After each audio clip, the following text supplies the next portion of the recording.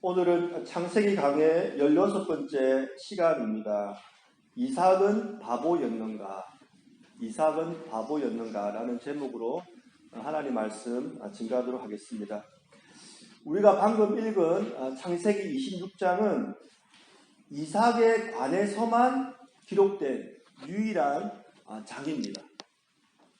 다른 곳에서도 물론 이삭이 나오지만 이삭에 관해서만 쓰여진 유일한 장입니다. 그만큼 이삭의 비중이 성경에서 높지는 않습니다. 그리피스 토마스 교수는 이삭에 대해서 다음과 같이 짤막하게 말을 했습니다. 위대한 아버지의 보통 아들이요, 위대한 아들의 보통 아버지다. 이게 무슨 말입니까? 여기서 위대한 아버지는 당연히 아브라함을 말할 것이고 위대한 아들은 당연히 야곱을 말하겠죠. 한마디로 이삭은 보통 사람이었다, 이렇게 볼 수가 있습니다. 이삭은 아브라함처럼 믿음의 조상도 아니었고 야곱처럼 파란만장한 그런 인생을 산 사람도 아니었습니다. 어떻게 보면 이삭은 우리와 아주 유사한 그런 사람이라고 말할 수도 있을 것 같습니다. 이렇게 성경이 이삭에 대해서 많은 분량을 할애하지는 않지만 이삭이라는 사람이 우리에게 던져주는 메시지는 결코 작다고 말할 수는 없을 것입니다. 오늘 본문도 우리에게 중요한 교훈을 해주고 있습니다. 먼저 제가 본문을 한번 읽어보겠습니다. 12절로 16절을 제가 한번 읽어보겠습니다. 이삭이 그 땅에서 농사하여 그 해에 100배나 얻었고 여호와께서 복을 주심으로 그 사람이 창대하고 왕성하여 마침내 거부가 되어 양과 소가 때를 이루고 종이 심이 많으므로 블레셋 사람이 그를 시기하여 그 아버지 아브라함 때에 그 아버지의 종들이 판 모든 우물을 막고 흙으로 메웠더라. 아비멜렉이 이삭에게 이르되 내가 우리보다 크게 강성한즉 우리를 떠나라. 이삭이 그랄 땅에서 농사하여 100배의 수확을 거두었습니다. 그리고 거부가 되어서 수많은 양과 소를 가지게 되었습니다. 그러자 블레셋 사람들이 이삭을 시기해가지고 아브라함 때에 아브라함의 종들이 판 모든 우물을 다 메워버렸습니다. 그리고 블레셋 왕 아비멜렉이 이삭을 찾아와가지고 자신의 땅에서 떠나가라고 명령을 한 것입니다. 그러자 이삭은 아무런 말도 하지 않고 순순히 그 땅을 떠났습니다. 그 이야기가 17절에 나와 있죠. 이삭이 그곳을 떠나 그랄 골짜기에 장막을 치고 거기 거류하며, 여기 보니까 이삭이 떠난 곳이 그랄 골짜기이기 때문에 예전에 이삭이 있었던 곳은 아마도 그랄 땅 중에서도 중심지, 좀 좋은 땅에 있었던 것 같습니다. 그러니까 그랄의 중심에서 변두리로 이동을 한 것입니다. 그곳에서 이삭이 한 것이 뭐냐면 아브라함 때에 팠던 그 우물을 다시 판 것입니다. 그러자 블레셋 사람들이 이삭을 계속 쫓아다니면서 괴롭혔습니다. 그 내용이 18절부터 22절에 나와 있습니다. 제가 한번 읽어보겠습니다. 그 아버지 아브라함 때에 팠던 우물들을 다시 팠으니 이는 아브라함이 죽은 후에 블레셋 사람이 그 우물들을 메웠습니다. 이삭이 그 우물들의 이름을 그의 아버지가 부르던 이름으로 불렀더라. 이삭의 종들이 골짜기를 파서 샘 근원을 얻었더니 그날 목자들이 이삭의 목자와 다투어 이르되 이 물은 우리의 것이라 하며 이삭이 그 다툼으로 말미암아 그 우물 이름을 에색이라 하였으며 또 다른 우물을 팠더니 그들이 또 다툼으로 그 이름을 신나라 하였으며 이삭이 거기서 옮겨 다른 우물을 팠더니 그들이 다투지 아니하였으므로 그 이름을 르호봇이라 하여 이르되 이제는 여호와께서 우리를 위하여 넓게 하셨으니 이 땅에서 우리가 번성하리로다 하였더라. 내용을 종합하면 이렇습니다. 이삭이 그날 골짜기로 이사한 후에 예전에 아브라함이 팠던 우물을 다시 파자 그날 목자들이 와서 이삭 목자들과 다투었습니다. 그러자 이삭이 순순히 그 우물을 포기하고 또 다른 곳에 가서 다른 우물을 팠습니다. 이때 포기한 우물의 이름을 에색이라고 불렀습니다. 그러자 또 블레셋 사람들이 쫓아와서 시비를 걸었습니다. 이삭이 이번에도 다시 판 우물을 포기하고 그 포기한 우물을 신나라고 하였습니다. 그러자 그날 목자들이 더 이상 이삭에게 시비를 걸지 않게 된 것입니다. 그때 판 우물을 르호봇이라고 부른 것입니다. 종합해 보면 이삭은 총 3번씩이나 자신이 판 우물을 포기하고 다른 곳으로 이사를 떠났습니다. 왜 이삭은 3번씩이나 자신이 판 우물을 포기하고 다른 곳으로 떠났을까요? 우리는 이 사건을 통해서 몇 가지 개연성을 말할 수가 있습니다. 제가 생각해 보니까 한 3가지 정도로 나눌 수가 있는데, 첫 번째가 뭐냐면 그랄 땅, 즉 그랄에 속해 있던 블레셋 땅이 이삭 자신의 땅이 아니었기 때문에 자신이 그곳에서 판 우물도 자신의 소유라고 주장할 수 없었다. 이런 개연성이 하나 있을 수 있고, 두 번째가 뭐냐면 광야에서 우물을 파는 것은 그냥 그렇게 어려운 것이 아니었기 때문에 우물을 파놓고 시비가 걸리자 그냥 다른 곳으로 가서 또 다른 우물을 팠다. 이렇게 두 번째 개연성을 생각할 수 있고, 세 번째는 이삭이 바보였기 때문에 달라는 대로 주고 떠나라 할 때 떠났다. 이렇게 우리가 생각해 볼 수가 있습니다. 여러분은 1, 2, 3번 중에서 정답이 무엇이라고 생각하십니까? 한번 하나씩 생각해 보겠습니다. 첫 번째로 그랄 땅, 즉 블레셋 땅이 자신의 땅이 아니었기 때문에 자신이 판 우물도 자신의 것이라고 주장할 수 없었다는 그런 내용입니다. 이 경우는 아주 쉽습니다. 왜냐하면 아브라함 때 비슷한 예가 나와 있기 때문입니다. 창세기 21장 25절로 31절에 보면은 아브라함이 그 당시에 겪었던 일이 그대로 잘 나와 있습니다. 제가 한번 읽어드리겠습니다. 아비멜렉의 종들이 아브라함의 우물을 빼앗은 일에 관하여 아브라함이 아비멜렉을 책망하며 아비멜렉이 이르되 누가 그리하였는지 내가 알지 못하노라.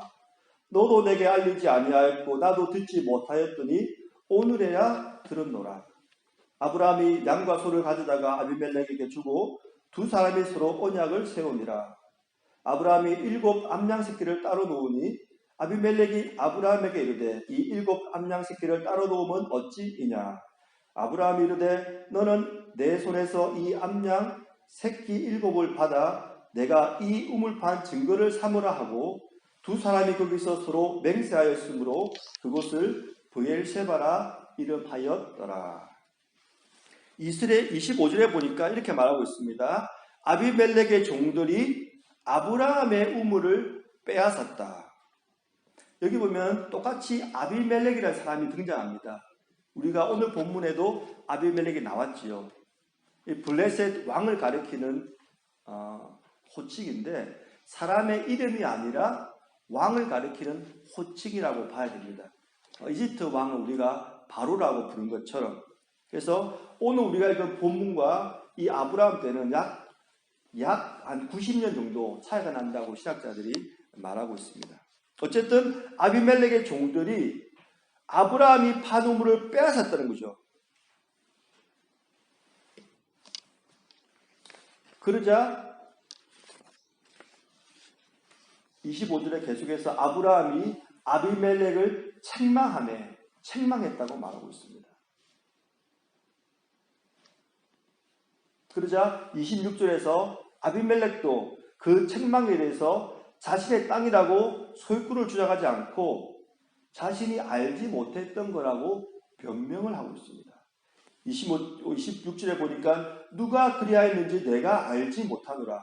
너도 내게 알리지 아니하였고 나도 듣지 못하였더니 오늘에야 들었노라. 이렇게 지금 말하고 있는 것입니다. 그러자 아브라함이 암양 새끼 7을 아비멜렉에게 주면서 맹세를 하게 했습니다. 무슨 맹세였을까요? 당연히 이 우물은 아브라함의 종들이 팠던 우물이고 그렇기 때문에 아브라함의 소유라는 것을 나타내는 맹세일 것입니다. 그래서 30절에 보니까 아브라함이 내가 이 우물판 증거를 삼으라고 지금 말을 한 것입니다. 이삭도 아브라함처럼 똑같이 행동을 할 수도 있었을 것입니다. 자신이 판 우물이기 때문에 블레셋 왕 아비멜렉에게 자신의 소유권을 주장할 수도 있었을 것입니다. 그리고 아브라함처럼 새끼 암양 7마리를 주면서 맹세를 하게 할 수도 있었을 것입니다. 하지만 이삭은 그렇게 하지 않았습니다. 순순히 양보하고 3번이나 이삭을 떠났던 것입니다. 왜 이렇게 했을까요? 그 이유가 광야에서 우물을 파는 것이 쉬웠기 때문에 그렇게 했을까요? 그래서 이삭이 순순히 자신이 판 우물을 포기하고 떠났을까요? 우리는 광야에서 우물을 파보지 않았기 때문에 우물 파는 것이 얼마나 힘든지 잘 알지 못합니다. 그냥 개울 정도 파는 것으로 생각하는 분도 계실 것 같습니다. 하지만 광야에서, 그것도 아브라함과 이삭의 때에 우물을 판다는 것은 상상할 수 없을 정도로 고되고 힘든 일이었습니다. 그리고 땅을 판다고 해서 매번 셈의 근원을 얻을 수 있는 것도 아니었습니다. 류모세 이스라엘에 계신 그 선교사님의 글을 보면 다음과 같은 내용이 나옵니다. 제가 한번 읽어보겠습니다. 비가 오지 않는 곳에서 사람들의 생존은 우물에 달려 있었다. 인간의 정착 생활을 위한 최소한의 강우량은 연 200mm인데 그 경계선에 위치한 브엘세바와 그랄 땅은 웅덩이가 아닌 우물을 파야 했고 우물을 얻기 위해 치열한 쟁탈전이 벌어졌다. 여기서 제가 좀 설명을 드려야 될 필요가 있습니다. 강우량이 적은 곳에서는 웅덩이가 아닌 우물을 파야 됐다. 이게 무슨 말이냐면 강우량이 많은 곳에는 웅덩이를 팠다는 것입니다. 여러분께서 이스라엘의 기후를 잘 아시는 분은 이스라엘은 건기와 우기가 나누어집니다. 그래서 우기 때 비가 비교적 많이 오는 강우량이 많은 지역에서는 이 웅덩이를 판 것입니다. 저수지라고 부르기도 합니다. 그러면 빗물을 저장했다가 건기 때 사용하는 것입니다. 하지만 지금 브엘세바와 그랄 땅, 지금 이삭이 있는 곳에는 강우량이 충분하지 않기 때문에 이곳은 웅덩이를 파도 비가 많이 안 오기 때문에 저장이 안 되는 것입니다. 그래서 할 수 없이 이 지역은 우물을 파야만 했던 것입니다. 비가 오지 않는 브엘세바 광야에서 우물을 얻는 과정은 치열했다. 수온이 깊어서 우물을 얻기 위해서는 150에서 200m까지 파고 들어가야 했다.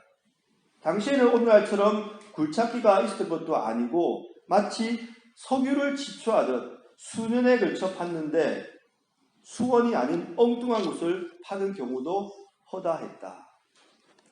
여기서 핵심 단어는 수년을 걸쳐서 파야 했다는 것입니다. 여러분 어릴 때 100m 달리기 해보셨죠? 운동장에서 150m에서 200m를 파고 들어가야 되는데 지금처럼 어떤 길이가 있는 것도 아니었다는 것입니다. 저 밑에 사진 한 장을 보시기 바랍니다. 이 사진은 여러분 인터넷으로 보신 분도 많이 계실 것 같습니다. 이 사진이 어떤 사진이냐면 유니세프에서 2019년, 작년이죠. 작년에 올해의 사진에 몇 가지를 선정해서 상을 줬습니다. 그 사진 중에서 2등을 한 그런 사진입니다. 서아프리카, 서쪽 아프리카에 있는 부르키나 파소라는 그런 지역에서 한 소년이 지금 한 줌의 금가루를 얻기 위해서 땅속을 파는 그런 사진입니다. 오래전에 금맥이 고갈되었기 때문에 채굴 기업은 떠나고 없습니다. 그래서 금 덩어리를 얻기 위해서가 아니라 금 가루를 얻기 위해서 지금도 아프리카에 있는 어린 소녀들이 손수 땅을 파고 있다는 그런 사진인 것입니다. 저는 이 사진을 보면서 고대 사회에서 수작업으로 우물을 팠던 장면과 상당히 유사할 것이라는 생각을 했습니다. 사진에 나오는 이 소녀를 보면 쇠로 만든 연장을 가지고 있습니다. 그죠? 이 연장으로 땅을 파고 들어가는 거겠죠.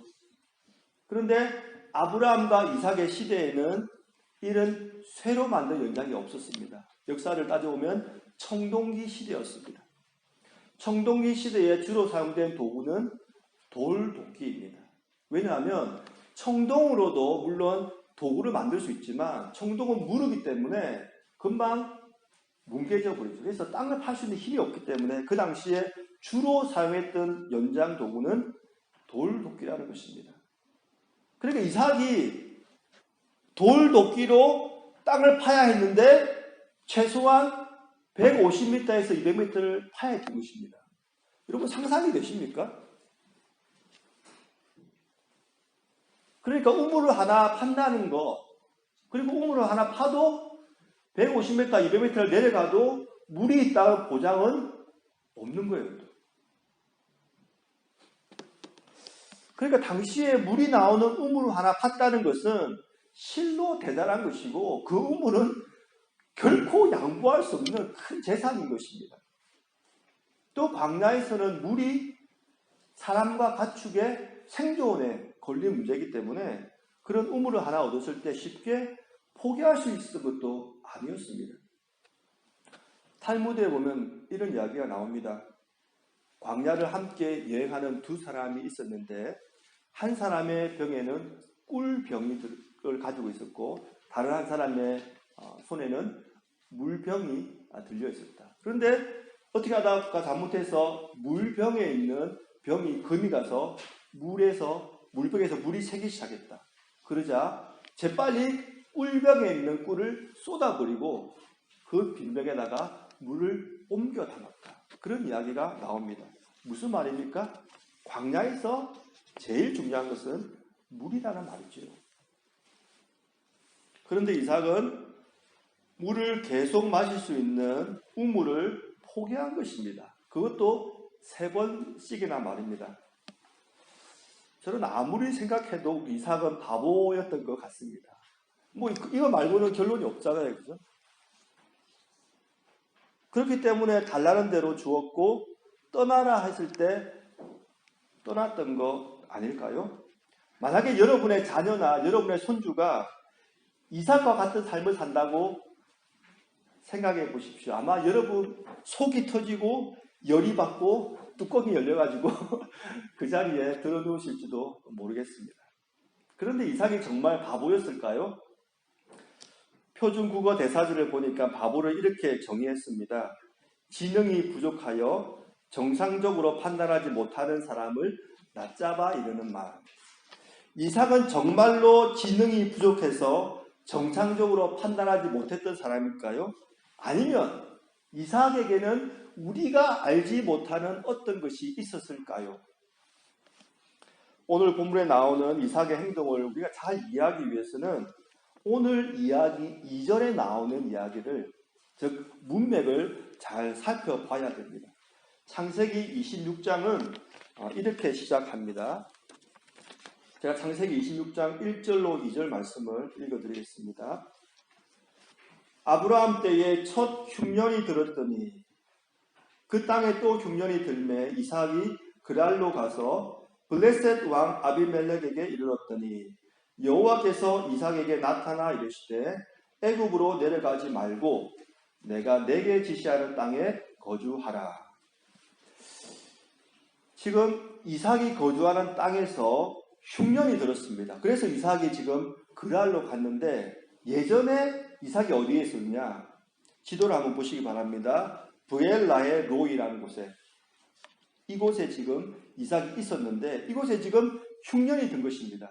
그러자 이삭이 어디로 이동했냐면 위쪽으로 그랄, 북쪽으로 이동을 한 것입니다. 왜 그랄로 이동했을까요? 이스라엘 지형을 잘 아시는 분들은 이스라엘 지형은 남쪽으로 내려올수록 비가 적습니다. 북쪽으로 올라갈수록 강우량이 많고 초목이 무성한 그런 곳입니다. 그러니까 가까운 곳, 그것도 조금 강우량이 많은 곳으로 올라간 것입니다. 그런데 브엘라 헤로이에서 그랄로 올라갔는데 그랄도 상황이 마찬가지였습니다. 그러자 이삭이 결심을 한 것이죠. 조금 멀리 가야겠다. 이번에는 좀 멀더라도 확실하게 물을 얻을 수 있는 곳으로 가야겠다 하고 마음을 어떻게 생각했냐면 아버지 아브라함이 간 것처럼 이집트 땅으로 가야겠다고 결심을 한 것입니다. 그러자 하나님께서 이삭에게 애굽으로 내려가지 말라고 말씀을 하셨습니다. 그리고 이삭에게 약속의 말씀을 주신 거지요. 그것이 바로 3절과 4절에 있습니다. 제가 읽어드립니다. 이 땅에 거류하면 내가 너와 함께 있어 내게 복을 주고 내가 이 모든 땅을 너와 내 자손에게 주리라. 내가 내 아버지 아브라함에게 맹세한 것을 이루어 내 자손을 하늘의 별과 같이 번성하게 하며 이 모든 땅을 내 자손에게 주리니 내 자손으로 말미암아 천하 만민이 복을 받으리라. 여기서 중요한 것은 3절에 있습니다. 이 땅에 거류하면, 즉 이집트로 내려가지 않고 이 가나안 땅에 거류하면 내가 너와 함께 있어 내게 복을 주겠다. 이런 말씀을 하신 것입니다.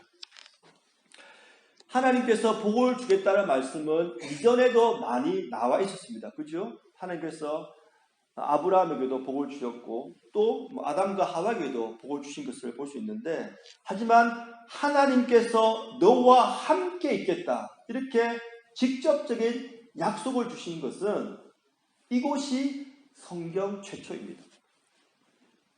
성경에 보면 하나님께서 우리와 함께 있겠다. 이걸로 말하면 임마누엘이죠. 우리와 함께 있겠다. 이 함께 있겠다는 이 약속이 여기서 처음으로 등장하는 것입니다. 그래서 이삭이 하나님 말씀에 순종하여 이 가나안 땅에 계속 거류하면 하나님께서 너와 함께 있겠고 내가 너와 함께 있기 때문에 너는 축복을 받을 것이라고 말씀하신 것입니다. 그래서 이삭이 이 하나님의 명령과 약속의 말씀을 붙잡고 그곳에 계속 머무릅니다. 그런데 그랄 땅에 있는 블레셋 사람들을 보니까 남의 것을 강제로 빼앗는 깡패와 같은 그런 사람들이었습니다. 우리가 아브라함의 경우도 봤지 않습니까? 남의 우물을 강제로 빼앗았던 그런 사람들이니까 비록 그곳에 계속 머물지만 이삭의 마음에는 불안한 마음이 계속 든 것입니다. 자신의 아내가 너무나 아름다웠기 때문에 자신의 아내로 인해서 자신의 목숨이 위태로울 것 같은 그런 마음이 들어서 이삭이 아버지 아브라함처럼 자신의 아내를 누이라고 거짓말을 한 것입니다. 그 내용이 창세기 26장 6절로 9절 제가 한번 읽어드립니다. 이삭이 그랄에 거주하였더니 그곳 사람들이 그의 아내에 대하여 물으매 그가 말하기를 그는 내 누이라 하였으니 리브가는 보기에 아름다움으로 그곳 백성이 리브가로 말미암아 자기를 죽일까 하여 그는 내 아내라 하기를 두려워함이었더라. 이삭이 거기 오래 거주하였더니 이삭이 그 아내 리브가를 껴안은 것을 블레셋 왕 아비멜렉이 창으로 내다 본지라. 이에 아비멜렉이 이삭을 불러 이르되 그가 분명히 내 아내거늘 어찌 내 누이라 하였느냐. 이삭이 그에게 대답하되 내 생각에 그로 말미암아 내가 죽게 될까 두려워함이로라. 이삭은 애굽으로 내려가지 말라는 하나님의 명령에는 순종했지만 하나님께서 너와 함께 있겠다, 너에게 복을 주겠다는 하나님의 약속에 대해서는 의심을 한 것입니다. 즉 두려움이 약속보다 조금 더 앞섰던 것 같습니다. 그래서 자신의 아내를 누이라고 거짓말을 한 것입니다. 이 거짓말을 통해서 이삭은 블레셋 땅에서, 특별히 그랄 땅에서 큰 창피를 당하고 맙니다. 두 신학자의 말을 한번 제가 인용해서 말씀드리겠습니다. 제임스 몽고메리 보이스 목사님이 이렇게 말했습니다. 이삭의 죄는 아브라함을 답습한 것이다.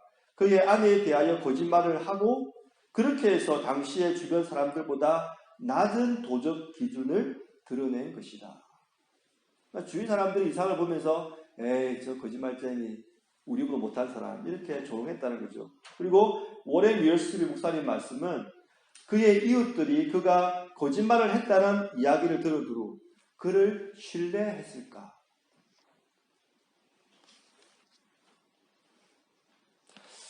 제가 이삭이 우리와 비슷한 사람이라고 말씀드린 이유가 바로 여기에 있습니다. 이삭의 삶이 평범하기도 했지만 이삭의 삶에는 때로 하나님의 말씀에 순종하는 모습도 있고 때로 하나님을 정말 믿지 못해서 또 불순종하는 그런 모습을 함께 담고 있는 것입니다. 참 우리의 삶과 비슷한 모습이 아닐까 그런 생각이 들었습니다. 그런데 중요한 것은 이삭이 이러한 큰 창피를 당했음에도 불구하고 자신을 향한 하나님의 약속이 변치 않는다는 것을 그가 크게 체험을 하게 됩니다. 바로 오늘 본문 말씀이지요. 12절부터 14절까지 제가 한번 다시 읽어드립니다. 이삭이 그 땅에서 농사하여 그 해에 100배나 얻었고 여호와께서 복을 주심으로 그 사람이 장대하고 왕성하여 마침내 거부가 되어 양과 소가 때를 이루고 종의 심이 마름으로 블레셋 사람이 그를 시기하여. 이삭이 계속 거주한 그랄 땅은 좋은 땅이 아니었습니다. 그리고 그 당시에는 흉년의 때였습니다. 그러나 하나님께서 이삭을 축복하시자 그 해에 100배의 수확을 거둔 것입니다. 이것은 땅이 좋아서 거둔 것이 아닙니다. 100배의 축복은 이삭에게만 주어진 것입니다. 왜냐하면 같이 살고 있던 블레셋 사람들이 시기했다고 나오기 때문입니다. 14절에 나와 있죠. 만약 블레셋 사람들도 똑같이 농사를 했는데 똑같이 100배를 거두었습니다. 땅이 좋았기 때문에 기후가 좋아져가지고 그러면 이삭을 시기할 이유가 없죠. 뭐 다 같이 100배 거둬가지고 풍년인데 왜 이삭을 특별히 시기하겠습니까? 자신은 지금 흉년이 들어서 쫄딱 망하고 있는데 저 이방인 이삭은 100배나 수확을 거뒀으니까 시기하게 되는 것이죠. 이 사건을 통하여 이삭이 분명히 깨달은 것이 하나 있었습니다. 그것이 무엇일까요? 이동훈 목사님의 설명을 제가 인용해서 말씀드립니다. 이삭이 무기력하게 밀려날 때의 마음은 어떤 마음이었을까요? 어쩔 수 없어서 힘이 없어서 밀려난 것일까요? 아닙니다. 이삭은 이미 저주받은 땅 같은 곳에서 100배의 결실을 경험해 본 사람입니다. 땅이 좋아서가 아니라 하나님이 복을 주시냐 안 주시냐에 달려있는 것을 이미 알았던 것입니다. 그러니 사람이 잘했다, 사람이 탁월했다 말할 수 없었던 것이죠. 그래서 이삭의 마음은 오직 하나, 하나님을 향한 신뢰의 마음이었습니다. 머물라고 한 곳에 머물면 된다는 것이었습니다. 여기서 핵심이 뭐냐면 땅이 좋아서가 아니라 하나님이 복을 주시냐 안 주시냐에 달려있다는 것을 이미 알았다는 것입니다. 만약 땅이 좋았다면 모두가 다 100배의 결실을 했겠지요.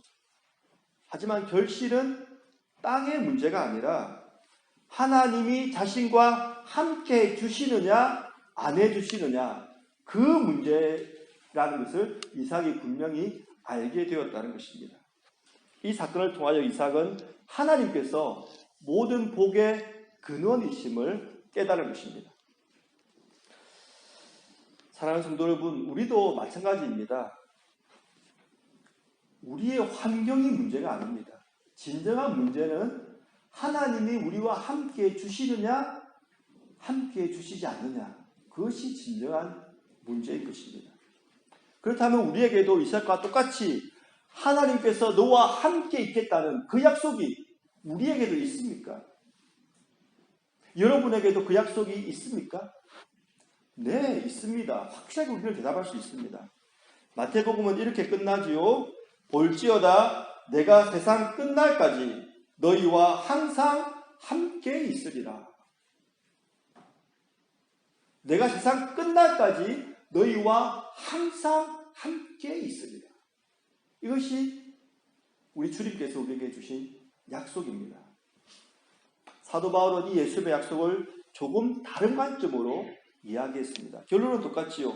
로마서 8장 38절 39절입니다. 내가 확신하노니 사망이나 생명이나 천사들이나 권세자들이나 현재이나 장래이나 능력이나 높음이나 기쁨이나 다른 어떤 피조물이라도 우리를 우리 주 그리스도 예수 안에 있는 하나님의 사랑에서 끊을 수 없으리라. 하나님께서 우리와 함께 해주실 때 다른 어떤 피조물도 우리를 하나님의 사랑에서 분리시킬 수가 없다는 것입니다. 사랑하는 성도 여러분, 하나님께서 이삭에게 주셨던 이 약속이 우리에게도 그대로 있는 것입니다. 그러므로 우리 역시 이 하나님의 약속을 붙잡고 이 땅을 살아가야 되는 것입니다. 이 말씀만 제가 드리고 말씀을 맺겠습니다. 플로렌스 체드윅이라는 수영 선수가 있었습니다. 여러분도 수영을 관심 있는 분은 한 번쯤 들어보셨을 그런 여성입니다. 이 플로렌스는 1950년 8월 9일에 프랑스에서 출발하여 영국까지 무려 13시간 20분 동안 수영을 해서 도버 해협을 건넌 인물이었습니다. 그리고 그 다음에 1951년도에는 무려 16시간 22분을 수영해서 반대 방향 영국에서 프랑스로 수영해서 건너간 인물이었습니다. 결국 플로렌스는 도버 해협을 왕복으로 건넌 최초의 여성이었습니다. 대단하죠. 플로렌스는 그 다음 해에 새로운 도전을 결심합니다. 1952년 캘리포니아에 있는 산타 카탈리나 섬에서 캘리포니아 해변까지 수영을 하는 것입니다. 1952년 7월 4일 바다는 얼음으로 채워진 욕조 같았고 안개가 얼마나 짙은지 그녀를 호위하는 보트들마저 시야에 들어오지 않았습니다. 상어떼가 홀로 남겨진 그녀의 형체를 보고 주위를 맴돌고 있었다고 합니다. 플로렌스를 뒤따르던 보트 위에서는 어머니와 트레이너가 그녀에게 기운을 불어넣었습니다. 그들은 플로렌스에게 이제 얼마 안 남았으니까 힘을 내라고 소리를 쳤습니다. 하지만 플로렌스 눈에 보이는 것은 안개뿐이었습니다. 그들은 계속해서 그녀에게 중단하지 말라고 소리를 쳤습니다. 물론 그녀도 포기할 생각이 없었습니다. 하지만 500m 정도를 더 간 다음에 그녀는 배 위로 자신을 올려달라고 요청을 했습니다. 몇 시간 뒤에 아직도 얼어붙은 몸을 녹이면서 플로렌스는 방송 기자에게 다음과 같이 말했습니다. 변명을 하려는 건 아니에요. 하지만 만일 육지가 보이기만 했어도 저는 포기하지 않았을 것입니다. 그녀를 패배시킨 것은 어떤 추위나 피곤함이 아니었던 것입니다. 그것은 안개였습니다. 안개 때문에 그녀는 자신의 목표물을 볼 수 없었기 때문에 결국 포기하고 말았습니다. 2달 뒤 플로렌스는 다시 도전을 합니다. 이번에도 똑같이 짙은 안개가 시야를 가렸지만 그녀는 전략을 바꿉니다. 이제는 상상하기 시작합니다. 마음속으로 자신의 목표를 그렸습니다. 그리고 강한 확신을 가지고 계속 헤엄을 쳤습니다. 그리고 마침내 해냈습니다. 그리하여 플로렌스 체드윅은 산타 카탈리나 해협을 건넌 최초의 여성이 되었습니다.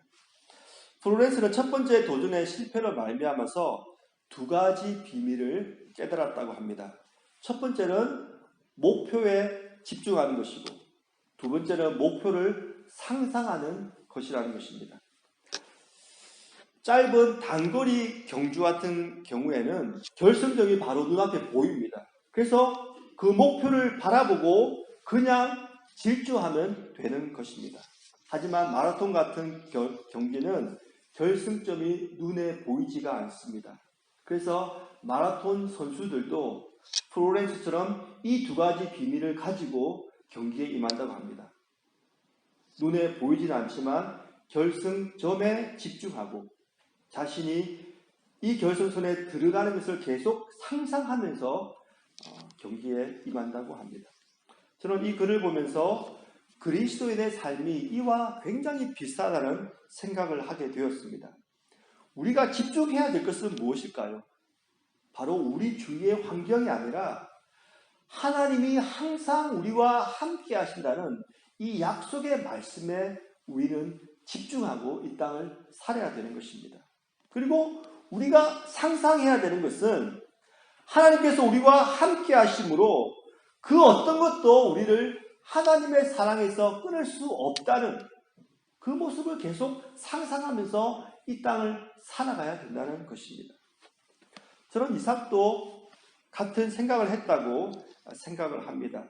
이삭이 100배의 축복을 받은 후에 하나님께서 이러한 환경 속에서도 자신과 함께 하신다는 분명한 확신을 가졌습니다. 그러자 눈에 보이는 이 우물이 중요한 것이 아니었습니다. 그것을 지키려고 피 터지게 전쟁할 필요가 없었던 것입니다.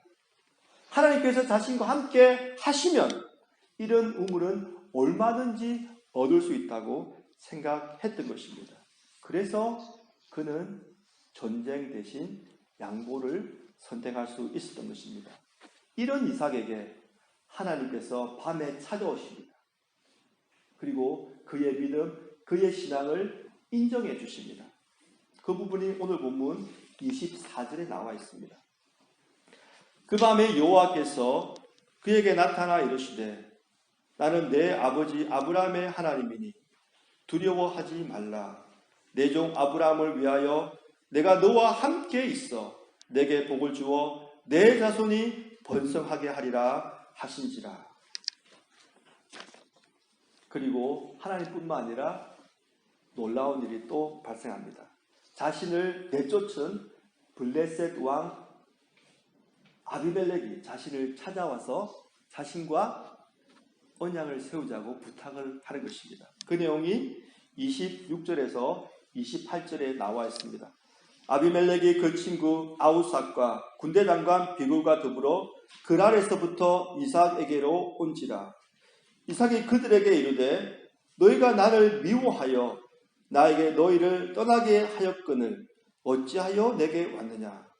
그들이 이르되 여호와께서 너와 함께 계심을 우리가 분명히 보았으므로 우리 사이 곧 우리와 너 사이에 맹세하여 너와 계약을 맺으리라 하였노라. 할렐루야. 여호와께서 너와 함께 계심을 우리가 보았기 때문에 우리는 너를 우리의 적으로 두지 않고 우리와 계약을 맺어서 평화의 관계를 유지하기 원한다. 이렇게 이삭의 신앙을 인정해 준 것입니다. 사랑하는 성도 여러분, 우리는 어떻습니까? 하나님께서 우리와 세상 끝날까지 함께해 주신다는 약속을 믿고 있습니까? 그리고 이 약속을 믿기 때문에 이 세상에서 양보하는 인생을 살고 있습니까? 아니면 내 것이라고 생각하는 것을 놓치지 않으려고 발버둥 치고 있습니까? 그래서 우리 삶을 통해서 아무도 하나님의 살아계심을 보지 못하고 있습니까? 이번 한 주간 살아가면서 하나님의 이 약속을 다시 한 번 더 묵상하면 좋겠습니다. 그리고 믿음이 없는 자처럼 살지 말고 믿는 자처럼 살아서